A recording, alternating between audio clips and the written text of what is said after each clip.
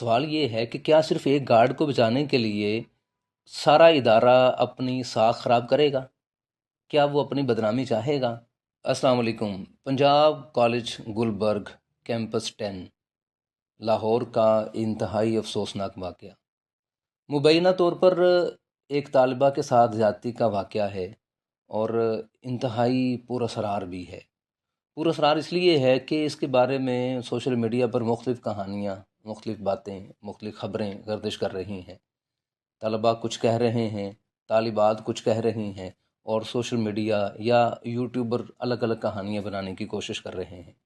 سب سے پہلی کہانی یہ ہے کہ ایک لڑکی جو بیسمنٹ میں غلطی سے چلی جاتی ہے، یا وین ڈرائیور اسے لے جاتا ہے اور اس کے ساتھ ایک گارڈ مبینہ طور پر زیادتی کرتا ہے، اور پھر وہ روپوش ہو جاتا ہے۔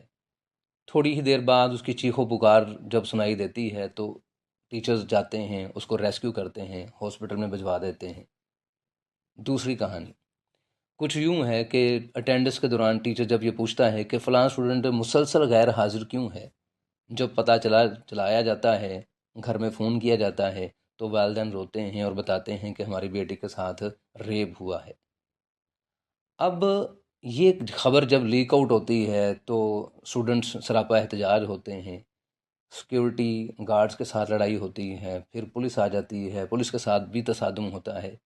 لیکن پولیس یہ پوچھتی ہے کہ CCTV فوٹیجز کہاں پر ہیں؟ کیا وہ لڑکی کے ساتھ زیادتی ہوئی ہے؟ تو اس کے ثبوت کسی کے پاس ہیں؟ کسی نے ہم سے رابطہ نہیں کیا، کسی نے رپورٹ درج نہیں کروائی، کوئی مدعی بھی تو نہیں ہے۔ لیکن یہ تمام باتیں ہیں، تمام سوالات ہیں، یہ پراسرار ہیں۔ ہمیں اس کے بارے میں جاننا ہے، ہم حقائق جاننا چاہتے ہیں۔ کچھ لوگ یہ الزام لگاتے ہیں کہ انتظامیہ اس بات کو چھپانے کی کوشش کر رہی ہے۔ میرا آپ سب سے سوال یہ ہے، میں خود بیٹیوں والا ہوں، میں خود پریشان ہوں، پچھلے 3-4 دن سے پریشان ہوں کہ ایسا واقعہ ہوا تو ہوا کیوں؟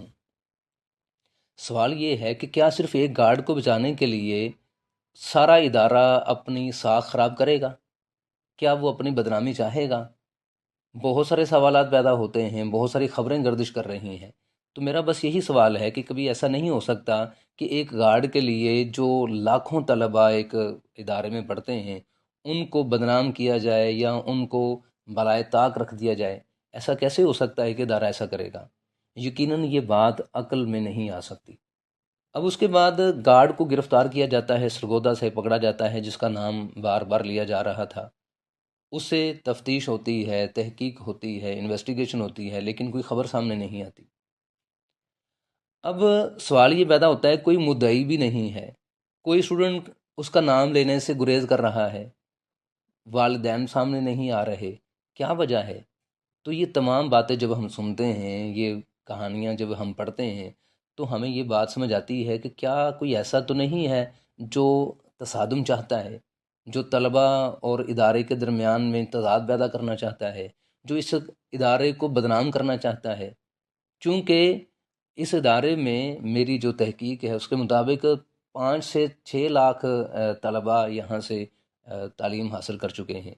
ابھی ریسنٹلی سننے میں آیا ہے کہ 14 لاکھ سے زائد طالبات یہاں سے تعلیم حاصل کر چکی ہیں۔ سیکیورٹی جو ایشوز ہیں اس پہ اگر بات کی جائے تو والدین سے یہ پوچھا گیا کہ اس کی سیکیورٹی کیسی ہے کالج میں جہاں آپ داخل کرواتے ہیں، تو وہ اس پہ سیٹسفائیڈ ہیں، وہ کہتے ہیں بہت اچھا ادارہ ہے، سیکیورٹی خاص طور پر جو گرلز کالجز ہیں وہاں بڑی سخت سیکیورٹی ہوتی ہے۔ کبھی ایسا واقعہ رونما نہیں ہوا۔ اب ایک ہی نام کی 3 طالبات اس ادارے میں پڑھتی ہیں اور تینوں حیات ہیں، جبکہ اس اسٹوڈنٹ کے بارے میں بتایا جاتا ہے کہ اس کا انتقال ہو چکا ہے، کچھ لوگ کہتے ہیں کہ انتقال نہیں ہوا۔ تو یہ ایسے پراسرار کیوں بنا دیا گیا؟ کچھ سوالات ہیں۔ اگر واقعی وہ گارڈ یا کوئی اور شخص اس میں ملوث ہے تو اس کو میں سمجھتا ہوں کہ انتہائی عبرتناک سزا ملنی چاہیے، اور انتظامیہ ادارہ ان کے ساتھ ہے جو متاثرہ ہیں، جن اسٹوڈنٹس کے ساتھ زیادتی ہوئی، جن اسٹوڈنٹ کو جو اسٹوڈنٹ زخمی ہوئے ہیں، ادارہ ان کے لیے بھی افسردہ ہے، وہ ہمارے ہی بچے ہیں، ہمارے ہی ادارے کے اسٹوڈنٹ ہیں، لیکن ان کے ساتھ ایسا کیوں ہوا؟ یہ سوالات ہیں۔ اب میں یہ سمجھتا ہوں کہ کیا یہ مسئلے کا حل جلاؤ گھیراؤ ہے؟ کیا توڑ پھوڑ کرنا اور لڑائی جھگڑا کرنا اس مسئلے کا حل ہے؟ یقیناً نہیں ہو سکتا۔ جب ہمارے پاس مدعی بھی نہیں ہے، والدین بھی نہیں بات کرنا چاہتے، جس کا نام لیا جا رہا ہے اس کے چچا اور والد آتے ہیں اور وہ آ کر کہتے ہیں کہ ہمارا اس واقعے سے کوئی تعلق نہیں، ہماری بیٹی سیڑھیوں سے گری ہے اور اس کو ہاسپٹل میں جایا گیا ہے، جس کی ویڈیو وائرل کی جا رہی ہے، تو ایسا اس کے ساتھ کوئی ایشو نہیں ہے۔ اب مسئلہ یہ ہے کہ ہمیں تحمل اور صبر سے کام لینا ہے۔ ہمیں ثبوت اگر کسی کے پاس، کسی بھی اسٹوڈنٹ کے پاس اگر ثبوت ہیں یا کوئی ویڈیو ہے، تو وہ سامنے کیوں نہیں لے کر آ رہے، وہ نام بھی کیوں نہیں لے رہے؟ اب یہ ساری باتیں جو ہیں یہ پراسرار لگتی ہیں۔ آخر میں یہ بات کرنا چاہوں گا کہ اگر اسٹوڈنٹ کے ساتھ ایسا ہوا، وہ ہاسپٹل میں تھی، وہ آئی سی یو وارڈ میں تھی، تو وہ کس ہاسپٹل میں تھی؟ کیا اس کی کسی کے پاس سی سی ٹی وی فوٹیجز ہیں؟ کیا اس کی کوئی ویڈیو ہے؟ اور اگر اس کا انتقال ہو گیا ہے تو اس کا جنازہ ہوا، اس کو کس قبرستان میں دفن کیا گیا؟ یہ بہت سارے سوالات ہیں جس کا کسی کو علم نہیں۔ میں سمجھتا ہوں کہ ہمیں جلاؤ گھیراؤ توڑ پھوڑ کرنے کے بجائے ثبوت پیش کرنے چاہیے اور اس کی تحقیق کرنی چاہیے۔ قرآن مجید میں اللہ تعالیٰ فرماتے ہیں کہ اے ایمان والو، اگر تمہیں کوئی فاسق خبر دے تو اس کی خوب تحقیق کر لیا کرو، کہیں ایسا نہ ہو کہ کسی قوم کو نقصان پہنچے اور بعد میں آپ کو پچھتانا پڑے یا آپ کو شرمندگی ہو۔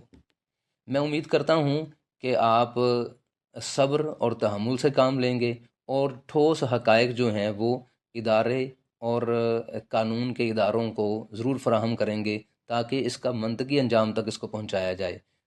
اگر کوئی اس میں ملوث ہے تو اس کو ضرور سزا ملنی چاہیے، اور اگر کوئی اس میں ملوث نہیں ہے اور اس کو بدنام کرنے کی کوشش کی جا رہی ہے تو اس کو بھی ضرور سزا ملنی چاہیے۔ اللہ تعالیٰ آپ سب کا حامی و ناصر ہو۔ اللہ حافظ۔